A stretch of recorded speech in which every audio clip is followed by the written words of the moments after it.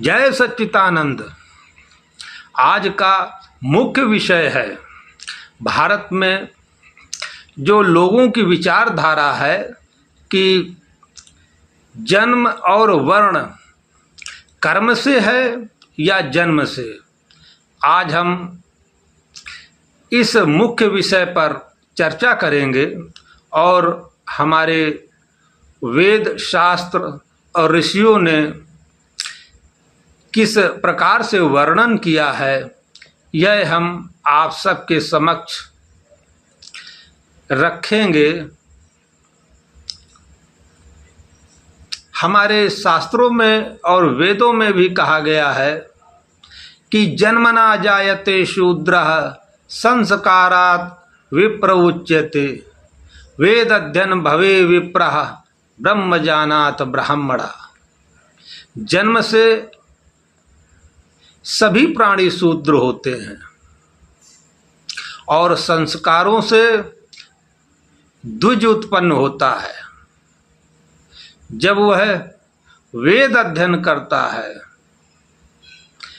तब वह विप्र कहलाता है। इसके उपरांत जब उसको ब्रह्म का ज्ञान प्राप्त होता है तब वह ब्राह्मण कहलाने योग्य होता है। यह जो वेद की भाषा है हम उसी के अनुसार आप सबको बता रहे हैं।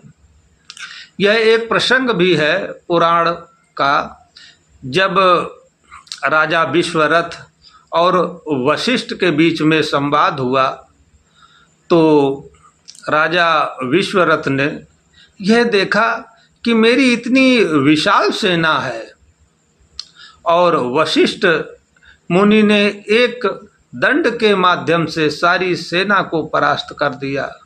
तब विश्वामित्र जो बाद में हुए, ये पहले राजा विश्वरथ थे, तब राजा विश्वरथ ने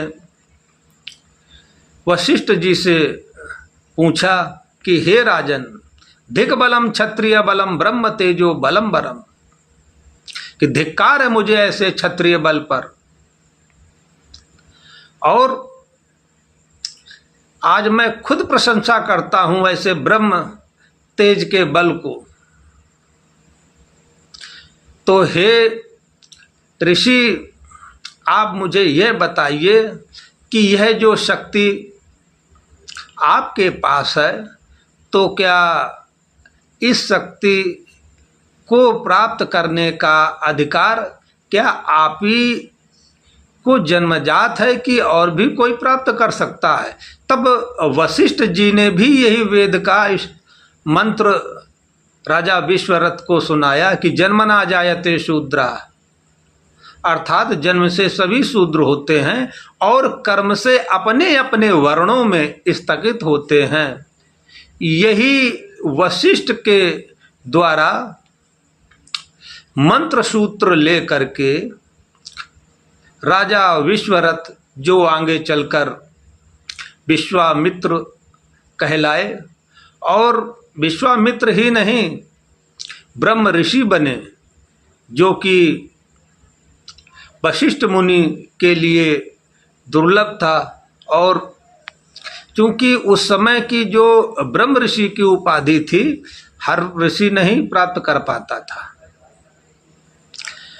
तो हमारे जो वेद शास्त्रों ने भी कहा है कि कर्म की प्रधानता दी है।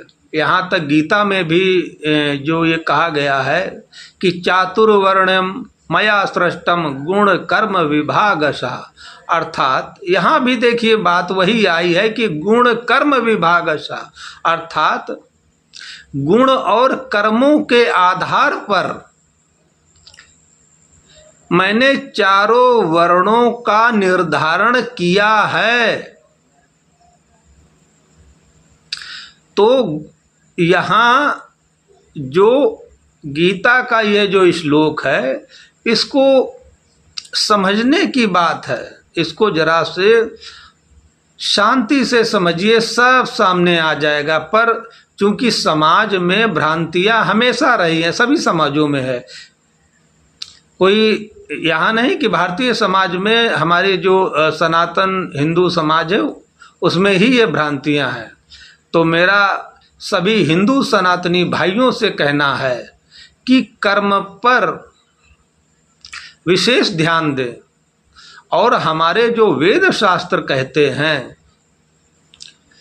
इन वेद शास्त्र के कथना अनुसार अगर हम अपना जीवन सरस बनाएं तो यह सत्य है कि एक दिन हम विश्व गुरु जरूर कहलाएंगे। आखिर ऐसा क्या था कि पहले हम विश्व गुरु बने? आज क्या स्थिति है कि आज हमें अमेरिका के पीछे भागना पड़ता है, हमें रसिया के पीछे भागना पड़ता है, हमें चीन के पीछे भागना पड़ता है। उसका मूल कारण है कि हमने वेद विज्ञान का त्याग करके अपने मन से मनगढ़ंत नियमों को बना लिया है और वह हम समाज में दिन रात प्रसारित करने में लगे हुए हैं। जब तक हम इस पाखंड से बाहर नहीं निकलेंगे तब तक हम समाज को नवनिर्मित समाज नहीं बना सकते। वेद विज्ञान का तात्पर्य एक मूल सूत्र है और उसी मूल सूत्र के माध्यम से हमारी जो आज की आधुनिक विज्ञान है, हम अपने बच्चों को प्रेरित करें कि आधुनिक विज्ञान के माध्यम से अपने राष्ट्र को जितना हो सके उतना मजबूत करें, आगे बढ़ें, उच्च शिक्षा लें। पर इसके लिए सबसे मुख्य जरूरी बात यह है कि हमें समाज में विघटन को नहीं उत्पन्न करना है, किसी को छोटा किसी को नीचा ये भावना से नहीं किसी को देखना है। जब तक हम अपनी यह भावना नहीं त्यागेंगे तब तक हम समाज को मजबूत नहीं बना सकते हैं।